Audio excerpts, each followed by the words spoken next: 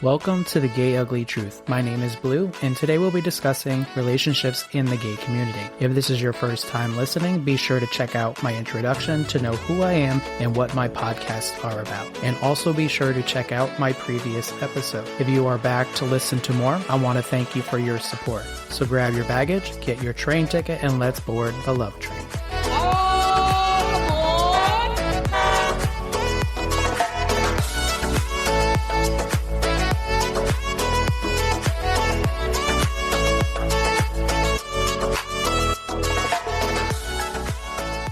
Well, welcome to the love train. So the first stop is how we find relationships. So I am going to rewind it back a little bit on how back in the day we found them. It was basically we had access through relationships at the clubs, the bars, through friends, going to a library or a coffee shop, or just sitting on a bench in the park. And then you always had that person that could approach you physically and introduce themselves formally and be like, hey, my name is so-and-so. It's nice to meet you. And by doing that, you get that vibe and kind of feel them out to see, hey, there could possibly be something here. And then you start that bonding process, and then it turns around to be, somebody that you may be able to do a long-term relationship. No, I'm not saying that way is completely gone. It still is out there. It's just very, very slim to have such an encounter. Now, the way that they find relationships is basically through social media apps, online services, and the biggest platform that has been bringing a lot of relationships together is TikTok. And the good thing about social media is it gives you a broader search of finding true love. You're not just limited to the space you live in or the next town or the next state. You can go to many different states, or you can go to countries. You can go anywhere utilizing social media to find love. And that's amazing to be able to do that. But the thing is you lose that first impression, because when you meet somebody through social media, you're looking at videos, you're looking at photos, you're judging them based off of what they're presenting through social media. And when you're physically in person to person, there's no filters. There's no hiding anything. You're going to be nervous. You're going to tell that. You're going to be able to feel that vibe from them. But through social media, you cannot do that. And I know you're saying, Blue, that's not true. I can always feel somebody out right away and tell if they're going to be a good fit or not. You may be able to do that, but the thing is you will not know truly who they are until you see them in person. I don't care what anyone says. You can go to their apartment or their house. You can go ride in a car with them. You can go to the beach. You can go to a park. You can have that physical first impression with that person. And when they live like the next town over, or maybe even just the next state over, and it only takes you 2 hours, 3 hours, 45 minutes, 20 minutes, you can drive directly to them and see what their lifestyle is like. When you're doing social media, you can't do that. That person's going to portray who they want you to think they are. Now, they could be truly who they're presenting themselves as. They may not hold anything back. And that's a great thing if they're able to do that. But then you get those that will fake who they are just to get what they want. And then when you pursue that relationship, you have a broken heart at the end, because you come to find out they're truly not the person you were looking for. And yes, I'm well aware that the same thing can happen to you meeting them face to face, be it that you're in public together and you have the connection and you live in the same town. But the risks are higher in social media, because the farther away they are, the harder it is, unless you're a millionaire or you have it like that, because taking time off from work, finding the money to travel, which is not cheap, it takes a while for you to actually make that physical connection. And you're basically just going off of video chats, photos, talking on the phone. So basically just putting it, we look for relationships today through social media. Those that look for it the old-fashioned way are still out there, but it's very slim. All right, so now our next stop is monogamous relationships. These are really, really hard to find these days because everything is about sex. There are a lot of old souls out there that still believe in that staying true to one person. And then you get those that say, I am a committed person. I want a monogamous relationship. And they tell you because they know that's what you're looking for. And at the beginning, everything is fine. And it truly shows that this person is solely wanting to be with you and only you. But then all of a sudden, it starts to go south. This person starts to cheat. This person starts to show interest in other people. And then that loyalty to you basically stops. But there are truly people out there that want that monogamous relationship. And when you truly find that person that wants to be with you mentally, physically, sexually, it's an amazing feeling. It's like you hit the lottery. But there's a lot out there that only sees things sex. So yes, I'm attracted to you. I can be with you. I can be committed with you. But there's that but. I need to have sex with John. I need to have sex with Joey. I need to have sex with Philip because they're attractive. They're hot. I need them. But yeah, I'm still okay being with you. I just need that outlet. And I'm attracted to you. You're a very attractive man. I enjoy being intimate with you. I just need to have sex with other men.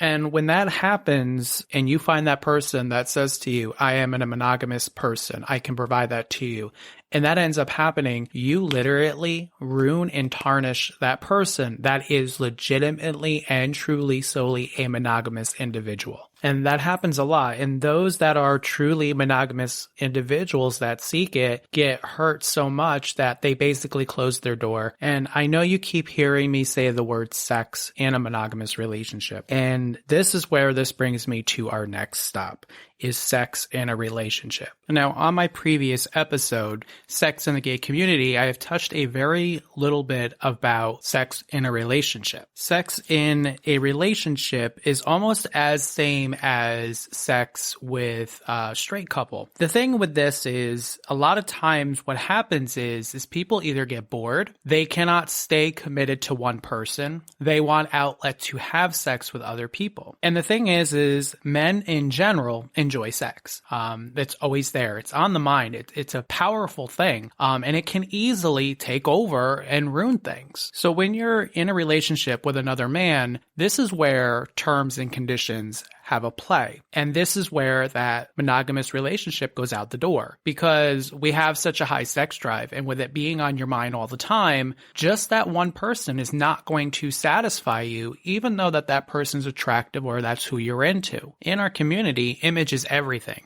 And whether you're gay, straight, however you identify, you're always going to find somebody attractive, and that click in your mind is going to be, ooh, I need to have sex with you. And if that person gives you that opportunity, and boom, you became a cheater, or you've lost the loyalty to the person that you committed to. And that term that we have now to alleviate cheating and tarnishing a relationship is what we call an open relationship. And this gives you the options to go and have sex with whoever you want, as long as you don't let love get in the way. And this is an agreement. And to be honest with you, I don't think this is something that is truly in the straight community. I can't see a male and a female coming to that type of agreement, because women do get extremely attached and are very territorial to whom they're in love with or they're having that relationship with. And we, for whatever reason, have that ability to disconnect and look at a person in an open relationship as just sex. But there is that risk that takes place where you can start to obtain emotions for this person. Because if this person is not just a single time hookup and say things are clicking and you're enjoying sex with this person, you might be having sex multiple times with the same person. And you can't tell me that emotions don't start to evolve. But for some, they are able to do that. They're able to have a thriving, successful relationship until that boundary is crossed. Now, you can get people that are wanting to try the open relationship, may have never experienced, and then you get those that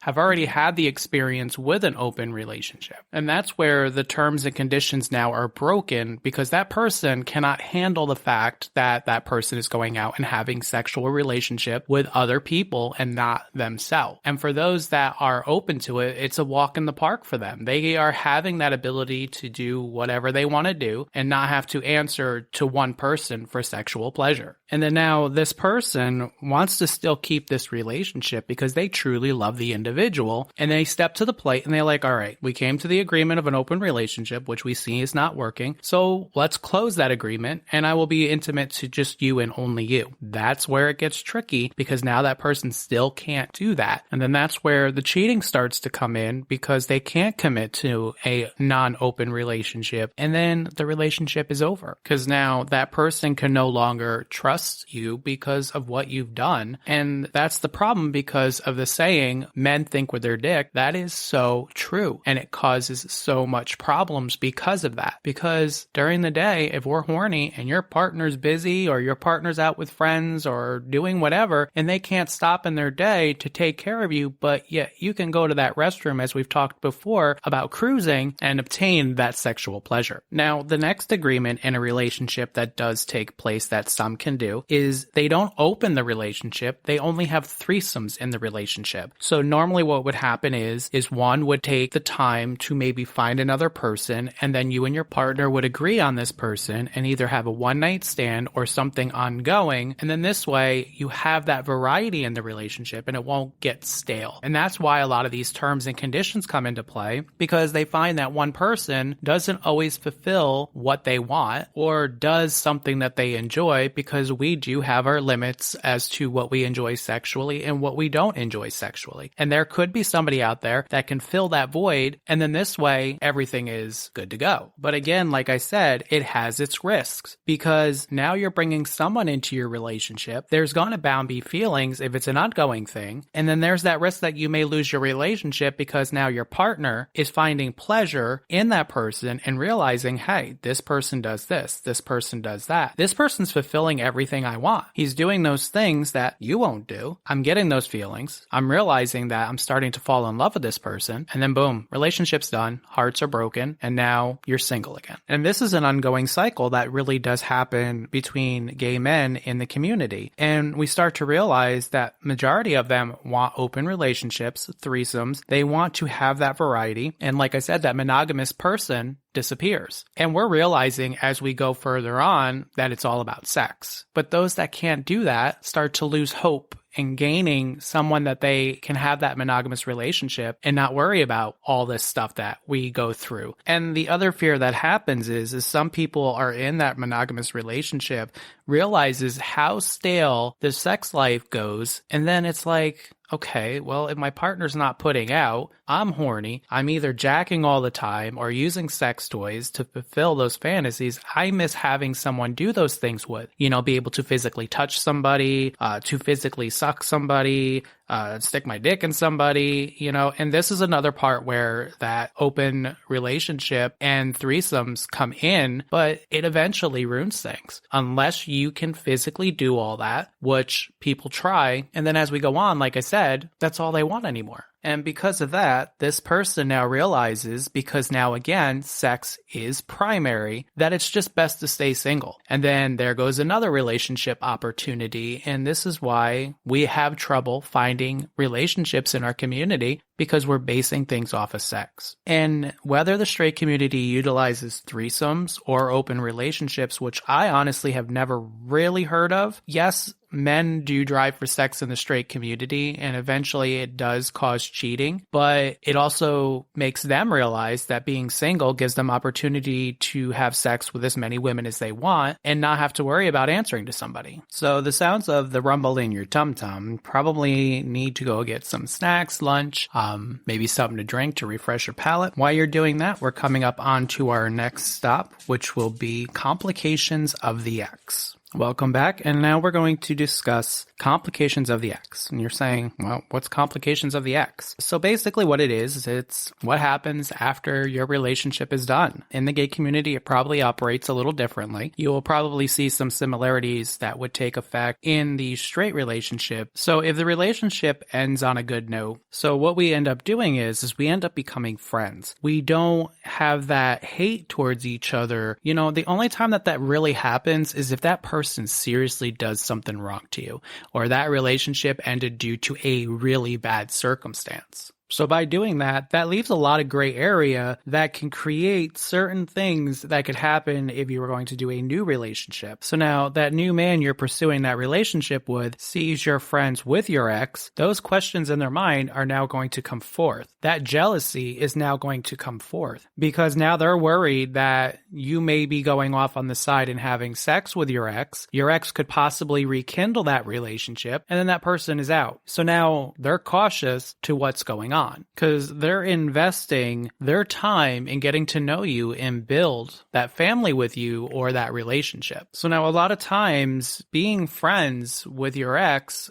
and having a new relationship, everything works out well. You know, you guys are able to establish that ground that nothing is ever going to happen. But now you're playing Russian roulette because now you're bringing your ex into the new relationship. Now your new partner is going to start talking to your ex, whether you're together or you're alone, and they're going to start sharing stories about you. They're going to start giving this new person in your life information that really shouldn't be going that direction or could be sabotaging that new relationship because now they're jealous that you're moving on. And some of this information that they're sharing could be a lie. Sometimes in relationships, certain types of patterns arise because of that person's personality that could cause conflict. That conflict may not reflect in that new person. And you're putting that seed in there because you're in hopes that by you being friends with your ex, you were hoping that you could rekindle that relationship because at some point you guys had an amazing relationship. And now in your mind, if I stay friends with my ex, I have that opportunity, that door is open again to rekindle. And now I'm not saying that that's what could happen. It can happen, but that's that risk now you're putting out there by having an ex as a friend and bringing it forward.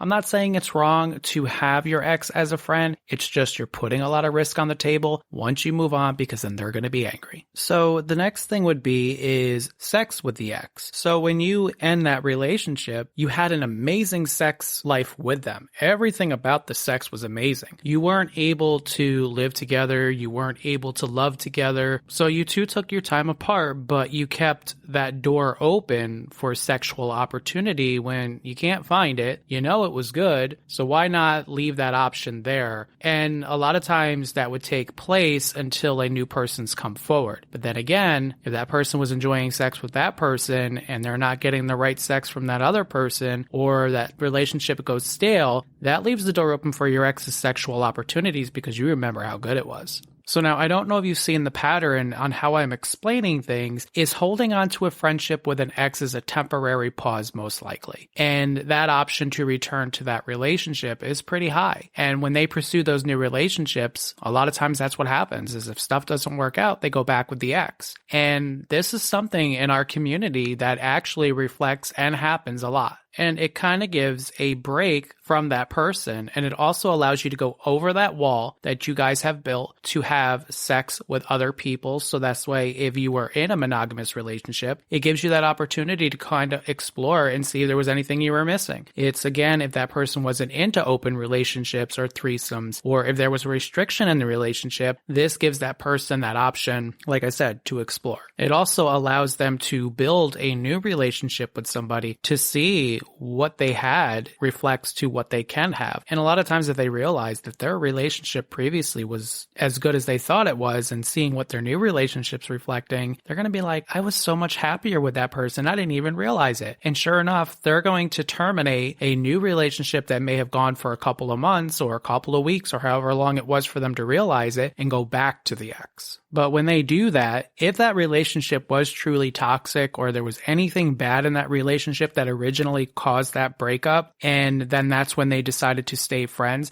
if they're going back, you're going to repeat that vicious cycle and you're going to end up hurting each other again more and more. And then you may follow that pattern again. Let's be friends, return. Let's be friends, return. Or you may get the hint that, okay, this person is not for me. This person is toxic. I need to walk away. So now here comes our next stop. If you are still here with me, I greatly appreciate your support and listening. So the next one is going to be mental and physical abuse in the relationship. Now, mental and physical abuse happens pretty much in any relationship, whether it's a straight relationship or a gay relationship. It's something that is truly there. And when you're in a male-on-male relationship and there is mental and physical abuse, it can get pretty nasty. So the first one I'm going to cover is the physical abuse. When you have physical one-on-one fights, just think about it. How aggressive a man can be towards another man. How heavy and physical that something like that can get, because then you have that dominance to dominance and it's like you're going to pulverize somebody.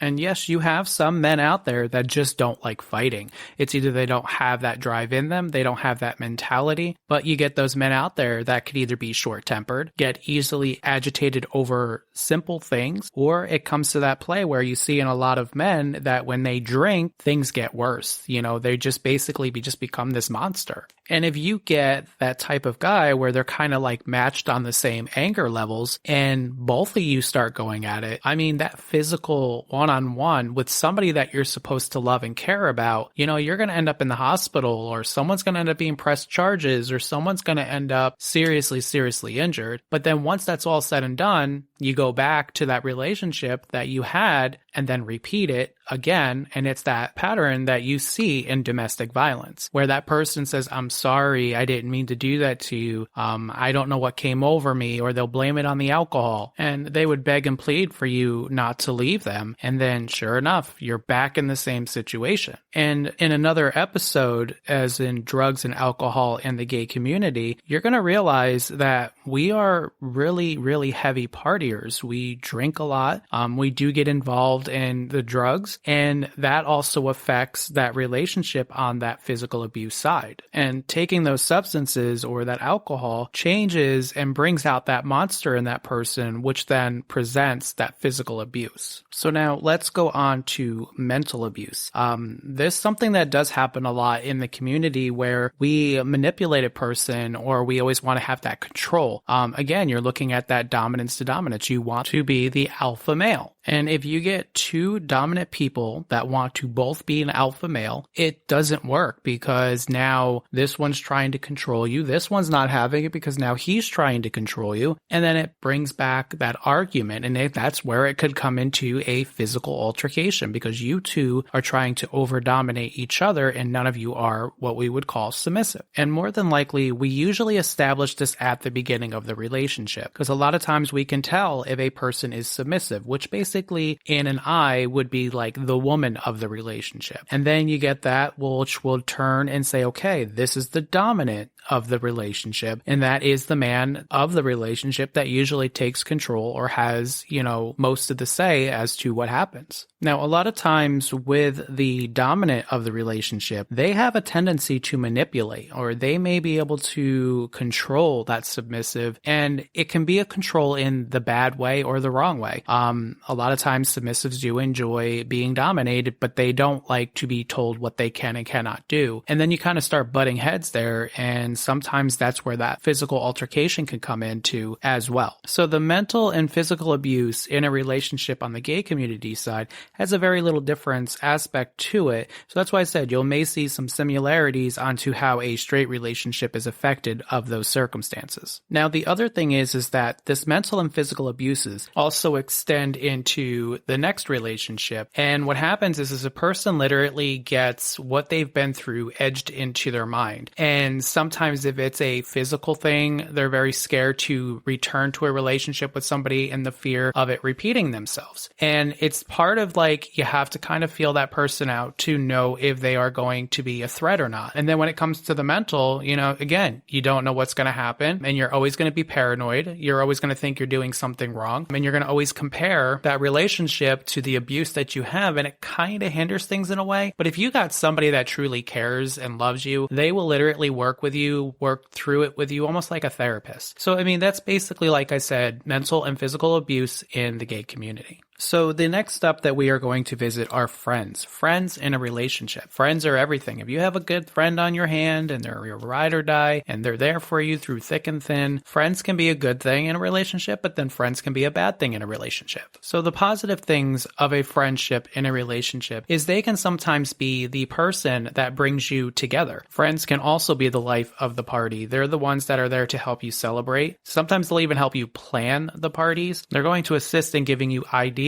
and even surprise parties. Having them there by your side helps you make the best party possible. But you can also confide in your partner as well, along with these ideas that you and your friends have come up with. Another thing is emotional support. You can have your friends there in your lows of the relationship. You can confide in them, talk to them, express your emotions and feelings to them. They're there to help you when those low times are happening between you and your partner. So now basically is how do we have friends? So friends friends usually are those that are there by our side before we met our partner, or you have yourself and your partner build friendships in the gay community together. So now the bad side of friends in a relationship, and I'm not saying that you shouldn't have friends in a relationship because not all friends do this. So if you're the person that brings the friend to the relationship, and this is your best friend that you confide in, by you sharing information with your friend, you have to put that trust in that friend that they're not going to relay that information to your partner if it's something you feel that shouldn't be. And sometimes what happens is that friend may think they have that trust with you, but then might start to get jealous on how the type of relationship you have versus what they're dealing with, or even if they're in a relationship and the jealousy starts to take place. When the jealousy starts to take place, then now everything you're saying to this friend that you thought you trusted now starts to get to your partner. And now the question is, are they relaying the correct information, or are they setting up to sabotage your relationship? Are they also attracted to your partner and they want that opportunity to be with them because now they're seeing things that they see that they would like, or they feel they can do better than you? These are the things that you take a risk of when you bring your friend that you have had before your partner forward with you in a relationship. And I'm not saying that not to bring a friend into the relationship. These are just risks that you have to keep in mind. The next risk is cheating with your friend. Is your partner going to stay loyal with you, or is your friend going to be able to manipulate a situation where they end up being intimate together with each other? Can you trust your friend enough to leave them two alone together? These are other factors that you have to put into play. Bringing that friend in, you have to make sure that you're 110% sure that that friend is not going to stab you in the back. And now building a friendship together in the gay community, or even in the straight community. This is where you and your partner establish friendships with others as one. So now this type of relationship is awesome because basically you're starting a clean slate with a new person that is now going to build that friendship off of the foundation of you and your partner. Now, this new person, until you divulge that information, may not know anything about your past unless they know the friend that you are with or that you brought to the relationship, or they may not have any ties to anything of your past. And the only way they're going to have ties to your past is with what you and your partner bring forward or information that is provided. All right, and now here we go. The bad side of building a friendship between you and your partner together. I know you're probably saying, Blue, you always throw the negatives in there. Well, you know what? That's the ugly truth. So now this new friend that you both have established more than likely is going to lean to one side or the other, or sometimes it can be an equal opportunity that this friend will build between the both of you. That friend will not lean to the left, or that friend will not lean to the right. But this friend at time of need will be there for the both of you. And a lot of times this friend can be the medium. This friend can take a negative side between you and your partner and turn it into a positive thing, because then that friend can now listen to side A and side B with no judgment. So now let's take another roller coaster twist. So now the other thing to look at is, how did this friend get brought to the attention of you or your partner? Did your partner have some tie with this person? Did your partner talk online with this person?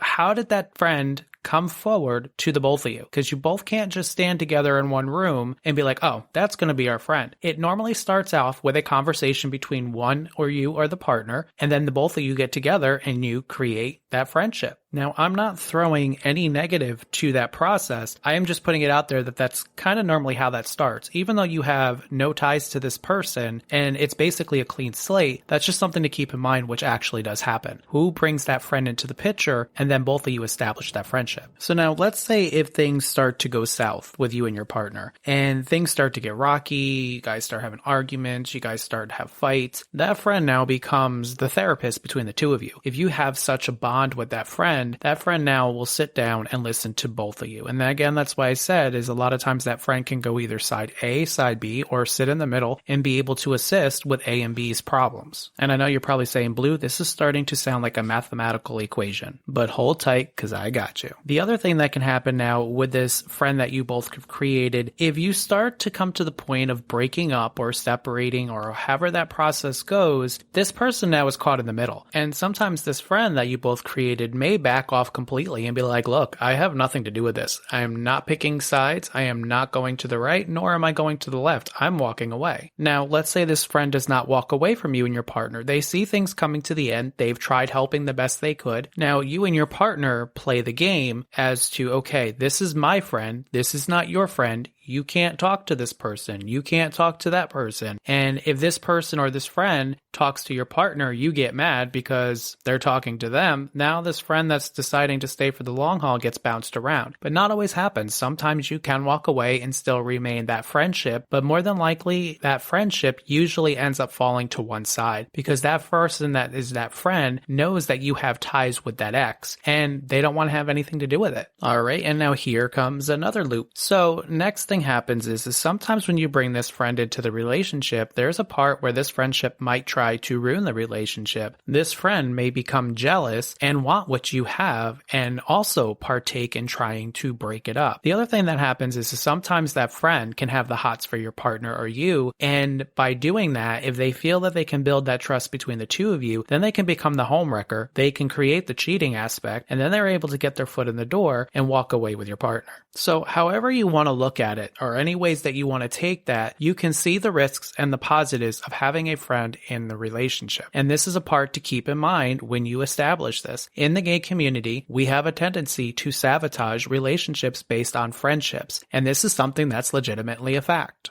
So now, since I blew your mind, and yes, my head game is on point from what I was told, let's move on to the next stop. Mikey and Ricky sitting in a tree. Kissing. First comes love, then comes marriage, then comes a baby in the adoption center. I'm sorry I had to do that, but let's move on to marriage, adoption, and family. So what is marriage? A lot of us are very familiar what marriage is, and we are driven in our minds that marriage should be between a man and a woman. In all actuality, marriage should be between two people that love each other. There shouldn't be a gender assigned to what marriage is. The gay community has fought for years to the right to marry the person they love, and be it a man to man or a woman to woman. Again, it's not the gender. It's just the right to allow us, that we're not man and woman, to marry that person that we chose as our lifelong partner. And we have succeeded allowing that to happen. It was a struggle. It was a serious fight. But still today, we still have that risk of it being taken away from us. And us gay men, we want that fairy tale wedding too. We want to bring those ideas to the front. We want it to be celebrated amongst friends and family. By us marrying that person that we want that longevity with, it also opens up other opportunities to be part of that person. So for example, medical. You have access to medical benefits based off of that you have a partner now. You know, there's no fighting for that, or there's no saying, well, sorry, honey, I can't give you health insurance because you're not my partner or we're not married. That's another thing that marriage changes. And say if there is a life-changing situation or an urgent medical issue where this person goes into the hospital and you don't have the right to go in there, because when you go for the visitation rights at hospitals, it's usually family only. And marriage has broken that. We also got the right to say, hey, that's my partner, they're allowed in. Marriage for the gay community has just opened so much more opportunities to literally be part of that person's life and feel like you have a say in both of your care. Now, the other thing to marriage that's also opened the door is adoption. Now, adoption's not created just because of marriage. We have fought for adoption rights, so gay individuals, whether they're single or together, have the right to adopt as well. And with adoption and marriage together, you can now create an entire family, and you can grow and be happy and loving, caring, provide health care, and just enjoy life. And now here comes the ugly truth. Marriage is great. Yes, we've fought for a lot of rights, but marriage also is the same thing as straight community. We're going to go through divorces. We're going to fight. There's going to be a lot of legal issues coming forward. When you go through the adoption process, then what ends up happening is you're dealing with the custody battles. You're tearing the kids back and forth. If things get negative, mentally or physically abusive, you're putting those kids through that process. So before you bring in the adoption process, make sure your marriage is going to work. Make sure that you are marrying the right person and that there is going to be longevity. Yes, I do understand that down the road, things change. You know, a person can change, their habits can change, a lot can change. But before you bring that child into play, make sure you're secure in your relationship and make sure both of you are ready to take that journey. And this way, you won't damage yourself or the kids. So now let's look into family. So now you're probably saying, what does family have to do with a relationship and marriage? And it actually has a lot to do with it. it. We always confine in our families before we either date somebody or especially get married to somebody. And we look for that approval, and that is just a common thing right across the board. The thing with a relationship in the gay community is a little bit different than what would be in the straight community. Before there was all that legal rights put into place, we used to have to fight towards the end. So say if your partner's sick or dies, the family basically pushes you away and doesn't give you access to anything. When you're alive, your family portrays the perfect image of very accepting, very open to your partner that you're with, be it a marriage or an actual relationship. But when you're no longer here or something occurs and you're unable to step forward and have that voice, the family turns their back. The minute that family has that option of putting you out of that picture, no matter how much they showed they approved of your relationship, you're gone. And this truly happens in a same-sex relationship. And yes, the marriage now portrays a legal option and it gives you a little bit more leverage. But say if you don't get married and you have nothing legally to stand your ground, the gay community is affected by that greatly. And that person that you loved unconditionally, now you walk away with a broken heart. You don't have anything to remember them by because the family pulls everything of theirs that they own. They rip everything from you. Sometimes they won't let you attend the funeral. And if they are still alive and they're in the hospital, sometimes they don't even let you get access to them, because if that person does not have that voice or able to communicate that you can come in there to be by their side, the family is going to basically shun you from that access. So family is awesome and they're great to have with you, but just keep that dark side in mind, because in the community, it does happen a lot. By the time it's either come to a point where you are no longer here or incapable of making decisions, always have your partner by your side and know what's going to happen when you're gone or when things go south. So at the end of the day, know where you stand with you and your partner and your family. Don't let your partner walk alone empty-handed. Make sure you have a play in what happens when you are no longer here or together. So there you have it, relationships in the gay community. I want to thank you for listening and I hope you enjoyed. Please be sure to check out the next episode, Cliques in the Gay Community, releasing on November 4th. We will be discussing what cliques have to do with the gay community, what the images and lifestyles are associated with cliques, how cliques pave our path in the community for sex, friendships, and relationships. And please be sure to check out The Gay Ugly Truth on Facebook, Instagram, and YouTube for behind the scenes information, updates, and next coming episodes. And don't forget to follow, share, and subscribe. And as always, thank you for your support, and we'll see you soon.